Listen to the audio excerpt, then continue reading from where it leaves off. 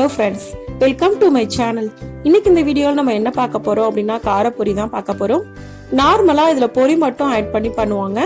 நான் இன்னைக்கு இது கூட பொட்டுக்கடலை நிலக்கடலையும் ஆட் பண்ணி பண்ணியிருக்கேன். இந்த மெத்தட்ல பண்ணும்போது டேஸ்ட் ரொம்பவே நல்லா இருக்கும். வாங்க இது எப்படி பண்றதுன்னு வீடியோல பார்க்கலாம். அதுக்கு நான் முதல்ல ஒரு கடாய் எடுத்திருக்கேன். நல்லா அடி கனமான பாத்திரமா எடுத்துக்கோங்க. 4 ஸ்பூன் அளவுக்கு எண்ணெய் ஊத்திருக்கேன். எண்ணெய் நல்லா சூடானதுக்கு அப்புறமா ஒரு 10 பல் பூண்டு இடிச்சுட்டு அதை ஆட் பண்றேன். கொஞ்சமா கறிவேப்பிலை அதையும் ஆட் பண்ணிக்கங்க. ஆட் பண்ணிட்டு நல்லா ஃப்ரை பண்ணிக்கங்க. பூண்டு நல்லா ஃப்ரை ஆகணும், அந்த அளவுக்கு நல்லா ஃப்ரை பண்ணிக்கங்க.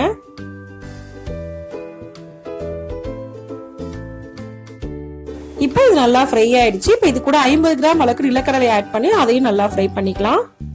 நீங்க உங்க விருப்பத்துக்கு ஏற்ற மாதிரி கூடவோ குறைச்சலோ போட்டுக்கோங்க. இப்போ இது நல்லா ஃப்ரை ஆயிடுச்சு. இது கூட 50 கிராம் அளவுக்கு நான் பொட்டுக்கடலை ஆட் பண்றேன். இதையும் ஆட் பண்ணிட்டு நல்லா ஃப்ரை பண்ணிக்கங்க. எல்லாம் நல்லா ஃப்ரை ஆகணும், அந்த அளவுக்கு நல்லா ஃப்ரை பண்ணிக்கங்க.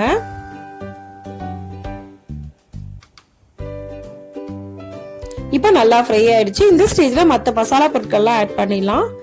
1/2 ஸ்பூன் அளவுக்கு மஞ்சள் தூள், காரத்துக்கு ஏற்ற மாதிரி மிளகாய் தூள் ஆட் பண்ணிக்கங்க. நான் ரெட் சில்லி பவுடர் மட்டும் தான் ஆட் பண்ணிருக்கேன். தேவையான அளவுக்கு உப்பு ஆட் பண்ணிக்கலாம். ஆட் பண்ணிட்டு நல்லா ஃப்ரை பண்ணிக்கங்க. மிளகாய் தூளோட பச்சை ஸ்மெல் எல்லாம் போகணும், அந்த அளவுக்கு நல்லா ஃப்ரை பண்ணிக்கங்க. 2 நிமிஷம் போல ஃப்ரை பண்ணா போதும். அடுப்பு லோ ஃப்ளேம்ல வச்சு ஃப்ரை பண்ணிக்கங்க.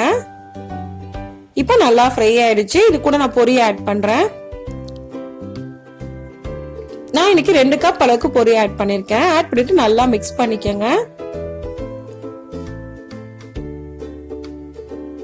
எல்லா மசாலா பொருட்களும் பொரியோட நல்லா மிக்ஸ் ஆகணும், அந்த அளவுக்கு நல்லா மிக்ஸ் பண்ணிக்கங்க.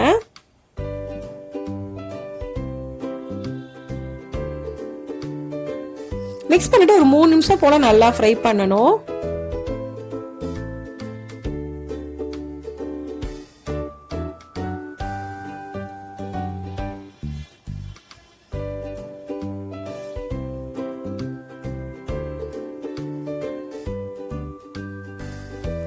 இப்போ நல்லா ஃப்ரை பண்ணியாச்சு. இந்த அளவுக்கு ஃப்ரை பண்ணதுக்கு அப்புறமா நம்ம அடுப்பை ஆஃப் பண்ணிடலாம். இப்போ நமக்கு காரப்பொரி ரெடி ஆயிடுச்சு.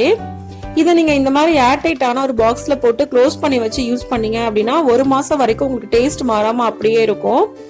இது ரொம்ப ரொம்ப ஈஸியா நம்ம ரெடி பண்ணிடலாம். ரொம்பவே ஹெல்த்தியான ஸ்நாக்ஸ் ரெசிபியும் கூட. இந்த ரெசிபியை இதே மெத்தட்ல நீங்களும் செஞ்சு பாருங்க. இந்த வீடியோ உங்களுக்கு பிடிச்சிருந்தா லைக் பண்ணுங்க, ஷேர் பண்ணுங்க, கமெண்ட் பண்ணுங்க. மறக்காம சேனலை சப்ஸ்கிரைப் பண்ணுங்க. தேங்க்ஸ் ஃபார் வாட்சிங்.